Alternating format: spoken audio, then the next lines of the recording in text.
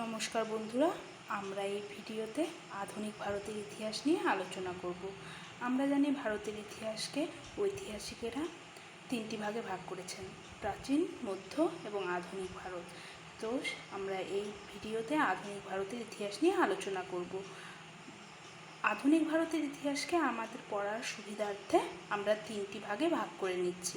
প্রথমে ভারতে ইউরোপীয়দের আগমন, তারপর উত্তরবর্তী মুঘল সাম্রাজ্য এবং 3 নম্বর 18 শতকের ভারত। তো আমরা সবার আগে ভারতে ইউরোপীয়দের আগমন সম্পর্কে জানব। কেন ভারতে ইউরোপীয়দের আগমন ঘটল, ইউরোপীয়রা ভারতে আসার কারণটা কী? তো সেটা সবথেকে বড় কারণ হচ্ছে ইউরোপ মহাদেশে মশলার আবশ্যকতা। ইউরোপ মহাদেশে মশলার আবশ্যকতা এবং দ্বিতীয় কারণ হচ্ছে ইউরোপে সেই সময় নবজাগরণ হয়েছিল, মানে রেনেসাঁস। তার ফলে ইউরোপের শাসকরা যারা ব্যবসা করতো তাদেরকে সমুদ্র মার্গের মাধ্যমে ব্যবসা বাণিজ্য অগ্রগতির দিকে জোর দিতে সাহায্য করেছিল বা জোর তার শাসকরা দিয়েছিল। অর্থাৎ ব্যবসা বাণিজ্য প্রসারের সক্ষমতা সেই সময় ইউরোপীয়দের মধ্যে হয়েছিল। কারণ নবজাগরণ বা রেনেসাঁসের ফলে কি হয়, মানুষের মধ্যে বুদ্ধিমত্তা আরও বৃদ্ধি পায়। তারা তাদের দেশকে, তাদের অর্থনীতিকে আরও উন্নত করতে তারা বিভিন্ন নতুন নতুন পদক্ষেপ নেয়, বিকাশের পথে চলে। সেই জন্য মশলার আবশ্যকতা এবং তাদের দেশকে আরও উন্নত করার জন্য, ব্যবসার জন্য তারা এশিয়া মহাদেশে যেখানে মশলা পাওয়া যায় সেই রাস্তা খোঁজার চেষ্টা শুরু করলো। তো এখানে একটা ম্যাপ আমি বানিয়েছি, তবু আমি আলাদা ম্যাপের মাধ্যমে দেখাচ্ছি। এটা হচ্ছে ওয়ার্ল্ড ম্যাপ। তো এখানে এটা এশিয়া মহাদেশ পড়ছে, এদিকটা ইউরোপ মহাদেশ, এটা আফ্রিকা মহাদেশ, আর এদিকে আরও মহাদেশ রয়েছে, 7টা মহাদেশের মধ্যে এদিকেও রয়েছে। তো আমরা এখানে এশিয়ার ইউরোপ নিয়ে যেহেতু আলোচনা করব, তো আমরা এখানে বলছি যে এই ইউরোপে যেসব দেশ রয়েছে তার মধ্যে পর্তুগাল, স্পেন, এই দেশগুলি থেকে এখানকার যে শাসকরা, এটা হচ্ছে পর্তুগালের শাসকরা সেখানে যারা সেই সময় শাসক ছিল মধ্যযুগে, সেই সময় যখন রেনেসাঁস হয় সেখানকার শাসকরা তাদের ব্যবসা বাড়ানোর জন্য তারা এশিয়া মহাদেশে আসার চেষ্টা করে। তো এশিয়া মহাদেশে আসতে গেলে তো আমরা এখানে দেখতে পাচ্ছি যে ইউরোপ মহাদেশ আর এশিয়া মহাদেশের মধ্যে স্থলপথ রয়েছে। তাহলে কেন আসতে কিসের অসুবিধা হচ্ছে? এখানে হচ্ছে মানে ইউরোপীয়রা সমুদ্র পথ দিয়ে আসবে কেন? সমুদ্র পথ দিয়ে আসার তো একটা কারণ থাকবে না? তো সেই সমুদ্র পথ দিয়ে আসার কারণটা হচ্ছে 1453 সাল, যখন 1453 খ্রিস্টাব্দে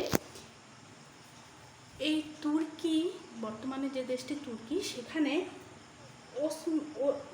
অসমানিয়ান সালতানাত বা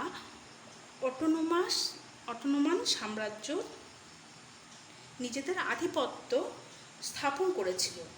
এর ফলে এই পরিস্থিতিতে ইউরোপ থেকে এশিয়া যাওয়ার সমস্ত স্থলপথ কী হয়ে যায়? বন্ধ হয়ে যায়। কারণ কি, এই তুর্কিতে যখন অটোমান সাম্রাজ্য স্থাপিত হয়, তারা অনেকটা এলাকায়, এখানে এখন যেসব ইরান, ইরাক রয়েছে বা আরব, সৌদি আরব রয়েছে এবং আফ্রিকা এবং এশিয়া এবং ইউরোপ মহাদেশের মাঝখানে সব রাস্তা বন্ধ করে দেয় ব্যবসা করা। তারা তাদের নিজেদের আধিপত্য বিস্তারের জন্য কী করে? রাস্তাগুলো বন্ধ করে দেয়। তারাই উন্নত হতে চায়, অন্য দেশকে উন্নত হতে দেবে না।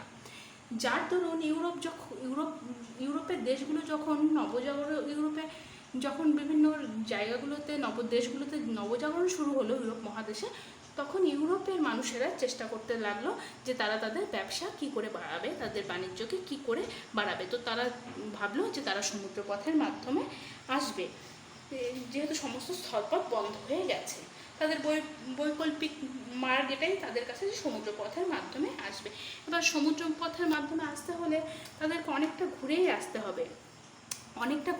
হবে, কারণ এদিক দিয়েও রাস্তা বন্ধ আছে, কারণ তুর্কিতে অটোমান সাম্রাজ্যের জন্য। এবার এশিয়া মহাদেশে বিশেষ করে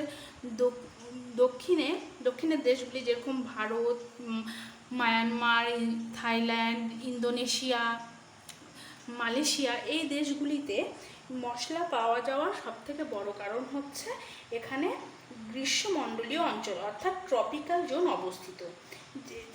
আর ট্রপিক্যাল জোনে আমরা জানি মশলা অধিক মাত্রায় উৎপাদন হয়।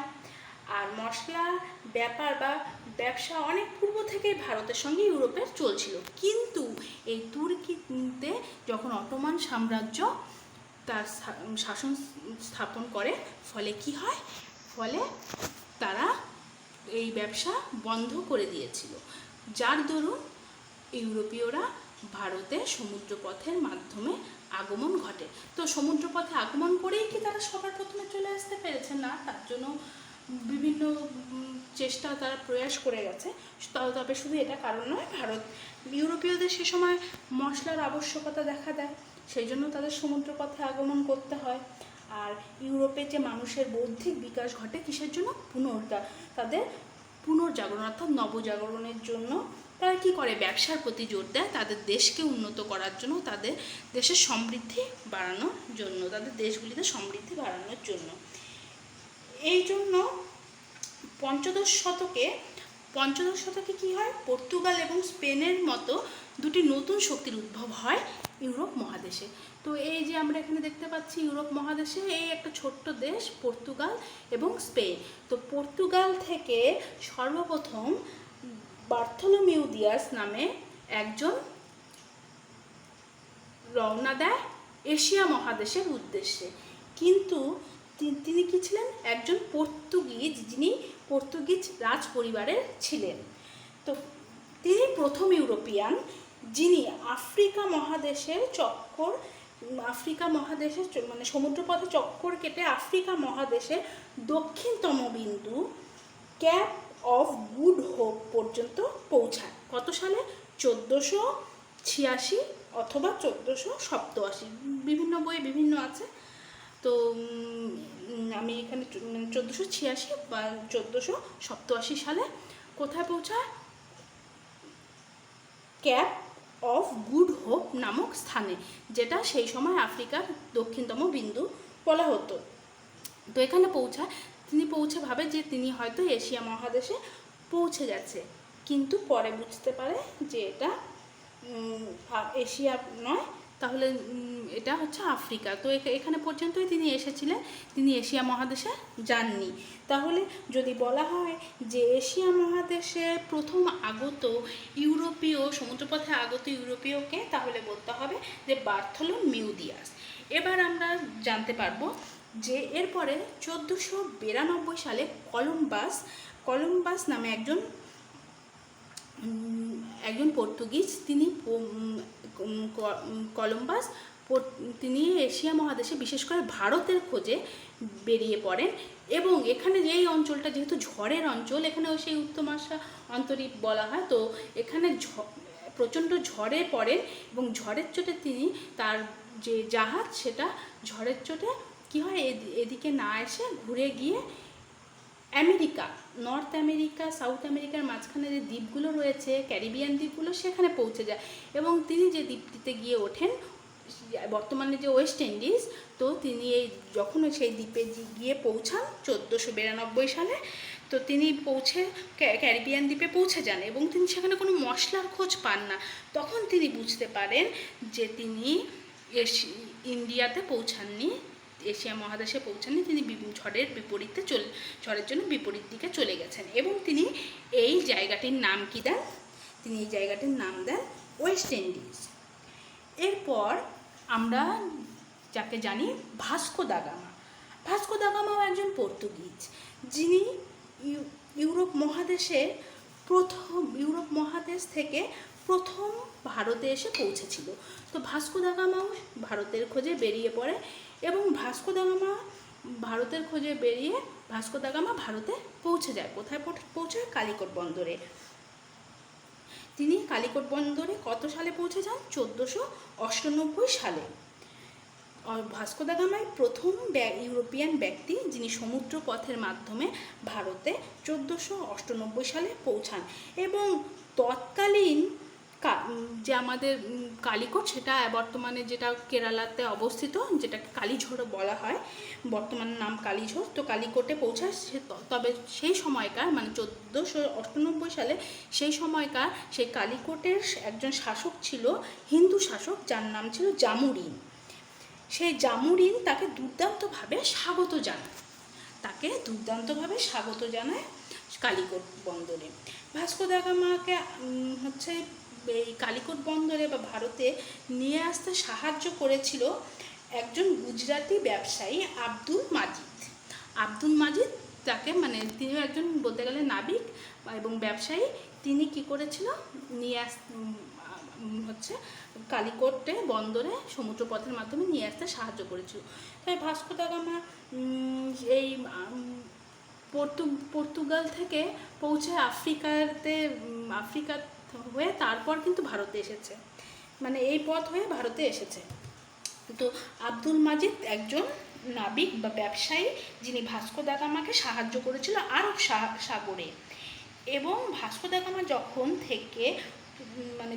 আর কি পর্তুগালে ফিরে যায়, তিনি ভারত থেকে যা দ্রব্য কিনে নিয়ে গিয়েছিল, মানে মশলা আর কি, তো যে মশলা কিনে নিয়ে গিয়েছিল তা যা দামে কিনেছিল তা সেখানে বিক্রি করে তিনি যে মানে সমুদ্রপথে যাত্রা করার খরচা 60 গুণ, মানে 60 গুণ জাহাজি পণ্য মানে বিক্রি করে তার লাভ হয়েছিল। মানে যা যদি 1 টাকার জিনিস মশলা নিয়ে থাকে, তাহলে একের সাথে আমরা 60 মানে 60 গুণ করলে তাহলে কি 60 হবে, সেরকম যত টাকার মশলা নিয়ে গিয়েছিল তার মানে সমুদ্রপথে আসা যাওয়ার খরচ বাদ দিয়েও তার সেই 60 গুণ বেশি লাভবান হয়েছিল।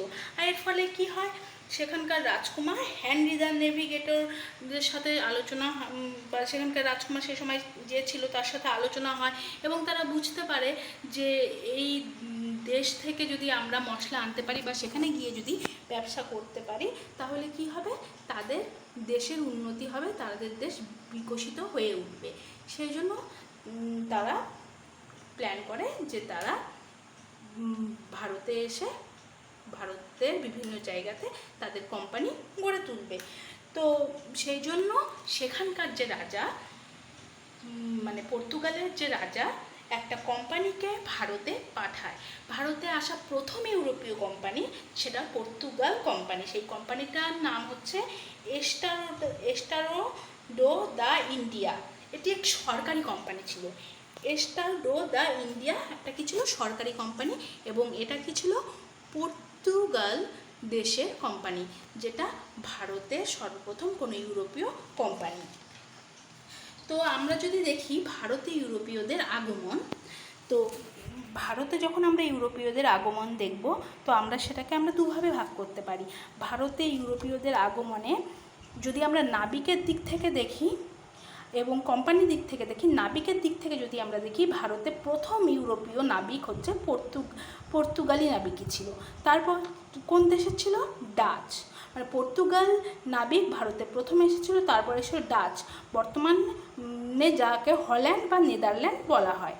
তারপর কারা এসেছিল, ইংরেজের পরে এসেছিল ডেনিশ, মানে ডেনমার্কের পরে ফ্রান্স, এবং তারপরে এসেছিল সুইডেন। এবার যদি আমরা কোম্পানির দিক থেকে দেখি ক্রমানুসারে, তাহলে আমরা জানতে পারবো যে এখানেও কি পর্তুগিজ কোম্পানি ভারতে প্রথমে এসেছিল, যার নাম এস্টাডো দ্য ইন্ডিয়া। তো তারপর এসেছিল এখানে কিন্তু ডাচ দ্বিতীয়তে কোম্পানি করেনি। দ্বিতীয়তে কে কোম্পানি করেছিল, ইংরেজরা, মানে ব্রিটেন যাকে আমরা বর্তমানে বলি। তারপরে এখানে যে ডাচ, তারপর এখানে সিরিয়াল ডেনিশ, ফ্রান্স, সুইডেন। তো এক এক করে কোম্পানি এরপর ভারতে আসে।